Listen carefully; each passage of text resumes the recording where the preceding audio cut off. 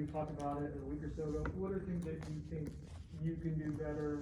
Coach help you there, get the guys in position to get a rhythm early in games. I think for one, the opening drives, we've hurt ourselves in opening drives, whether that's with penalties or last week, we had 2 productive plays, second one's turnover. So we got to start faster. So for us, especially in the running game, this last week we struggled a little bit with direct runs. So we got to get a little more, I don't want to say trickiness because that's not what we're about.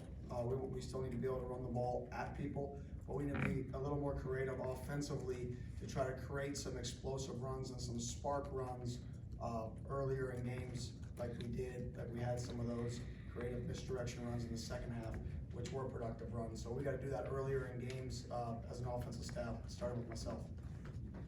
Good at Gene on the right side.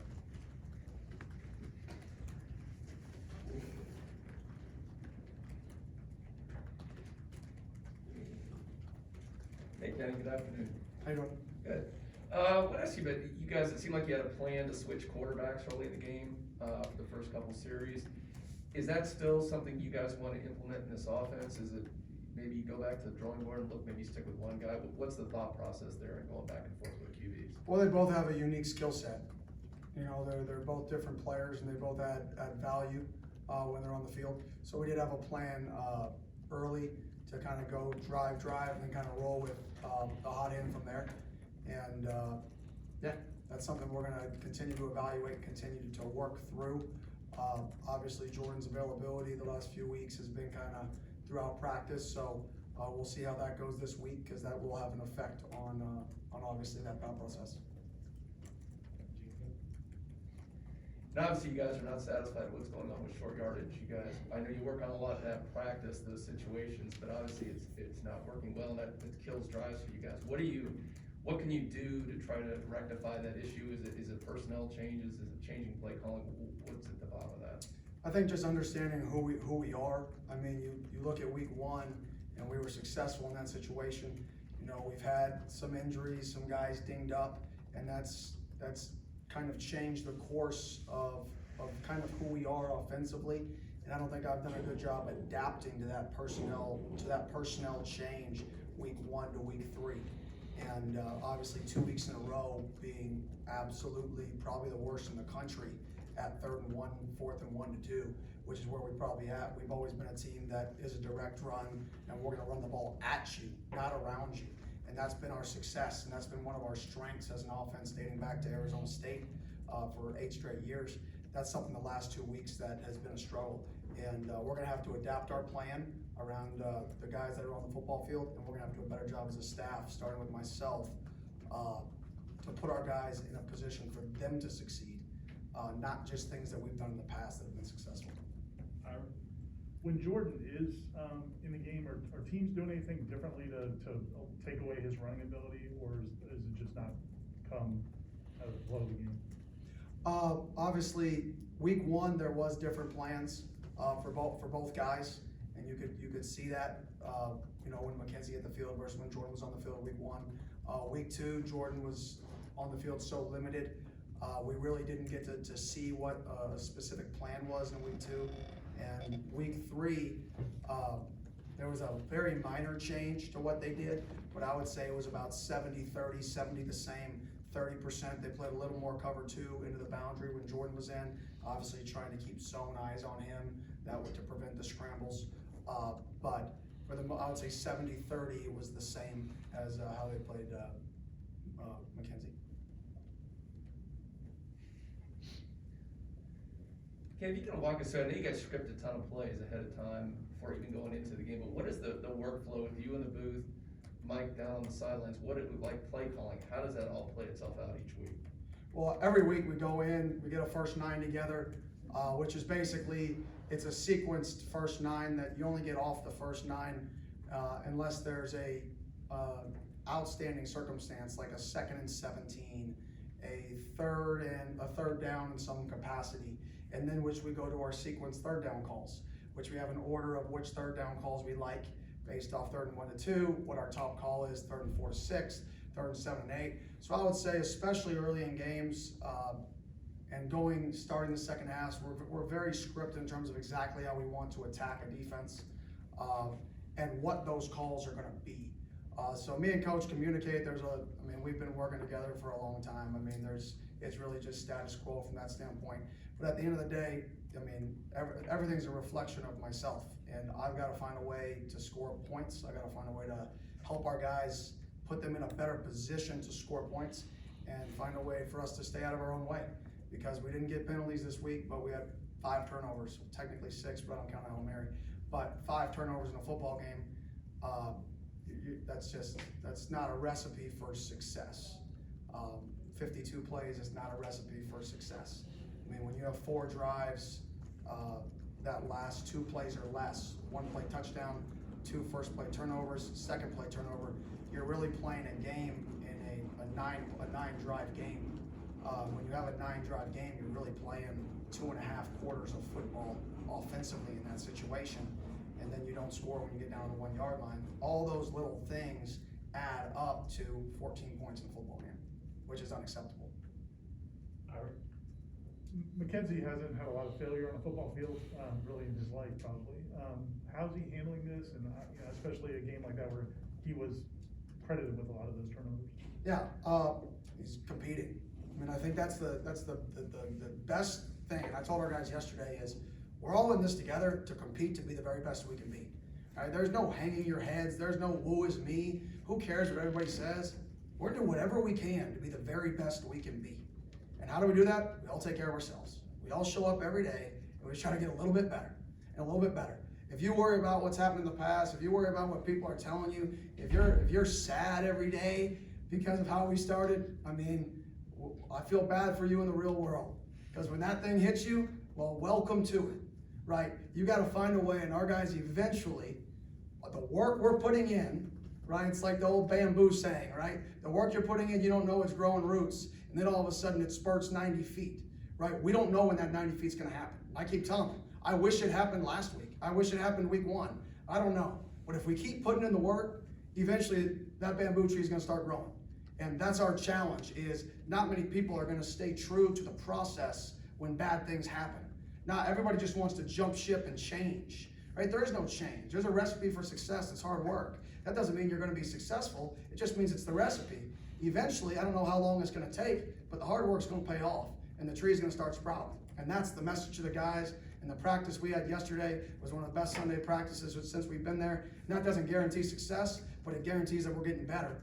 And it may not show up every day, but it shows up for us in practice. And eventually, these kids, these players are gonna reap what they sow. And I hope it happens for them sooner rather than later. Kurt? Not having Maurice Saturday, obviously, it made, I know Darius went in the game as backup center, and then when Davion briefly goes down, he has to move inside, and there's so much shuffling everywhere, and I'm sure that makes things real tough. Is there a thought to maybe finding someone else who could be that backup center, so that if, God forbid, something happened to Davion again, they kind of don't have to have all that shuffle in there? Yeah, yes, that would be awesome. But the best situation for us is for that transition to happen based off personnel right now. Obviously, it would be awesome, and we had that situation going into the year, having Mo and having Bavion be able to step in and not have to slide people around. That's an ideal situation. But you don't always have those luxuries in football, and part of the game is staying healthy and availability. And if we don't get healthy, we got to do a better job as a staff utilizing the skill sets of the people on the field and not asking them to do what they struggle at, asking them to do things that they can succeed at. And that's something that I've got to do a better job of. With that in mind, Kenny, I know there's been a lot of injuries, personnel changes, whatnot. What are the things that you think you guys do well on offense, the things you can build on and continue to grow on moving forward? I think offensively, when we know what to do, right, I think we can run gap schemes. I think we're efficient in the gap schemes. I think we're good on the perimeter blocking. I think the naked game is something that has been a positive for us. But in all, I wouldn't say right now, I don't think we have an identity. I think with all the shuffling of injuries or quarterbacks / offensive line shuffling, I don't think we've established a true identity of what are we good at, because every week it could be something else. One week we are a lead at 3rd and 1 to 2. We line up in the Wildcat, score versus Notre Dame. The next week we line up in the Wildcat versus Jacksonville State, go 0 for 4, right? So that question's what we're figuring out is what is our identity, what are our strengths, and that could change week by week based off availability of guys. And we've got to do a good job, like I said multiple times, I got to do a better job of saying, okay, we think these 2 guys are going to come back for the game. So we think the plan is based around these 2 guys. Well, they don't come back. All right, what can we do if they're not in? Because that's a completely different game plan with them not in. And how do we prepare for both with our guys? And that was something that that caught us this last week, was the plan versus the people. And we had a good plan, but when the people changed, we needed to adjust our plan. And I didn't do a good enough job of adjusting that, especially in those 3rd and short situations. Back to Ira. It didn't seem like Wake Forest was necessarily like selling out to stop the run, especially when you got to run a lot of 4 or 5 wide. They only had like six in the box.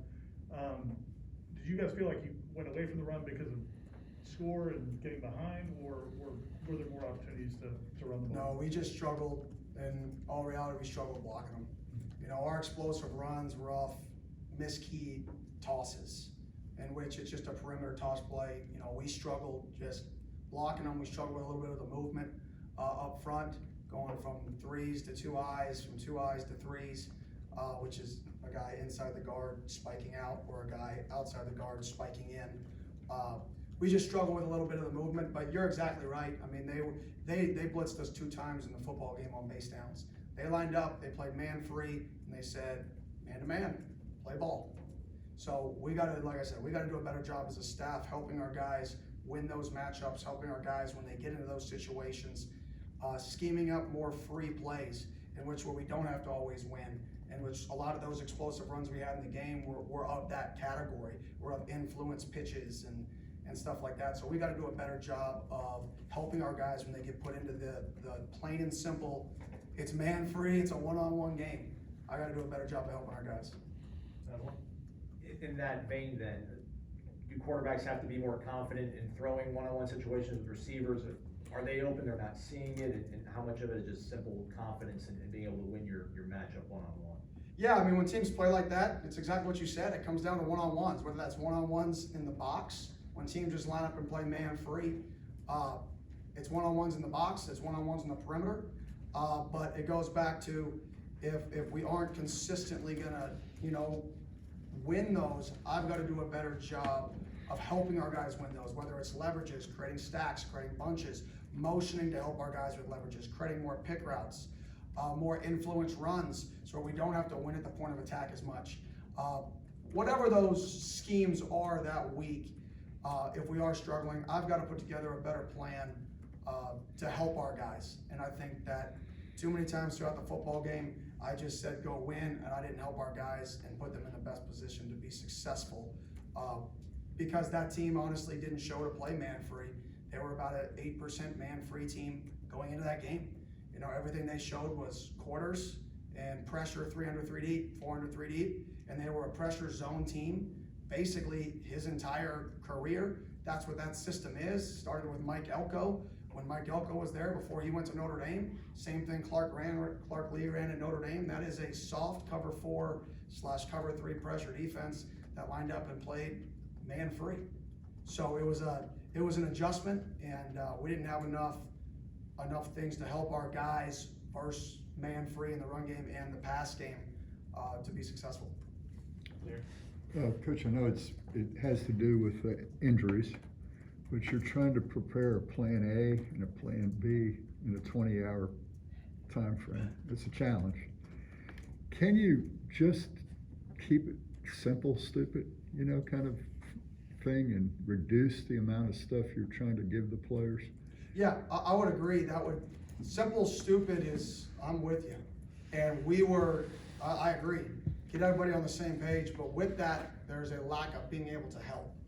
Right, it goes back to that conversation we just had. It's that balance of, are we gonna be simple, stupid, and everybody gonna be on the same page and go execute, versus are we gonna be simple, stupid? Well, then we're not gonna be able to help our guys as much, win leverages. We're not gonna be able to scheme up as much, not necessarily man beaters, but schemed open guys if we keep it like that, especially with the drastic change we've seen defenses play us as opposed to play their opponents the last few weeks. So I think there is a balance of that, especially with, you know, when you're up front. But I also think you have to put together the plan for what you think is going to be available to put your guys in the best position to be successful. And that's what we did last week, and unfortunately, you know, didn't work out.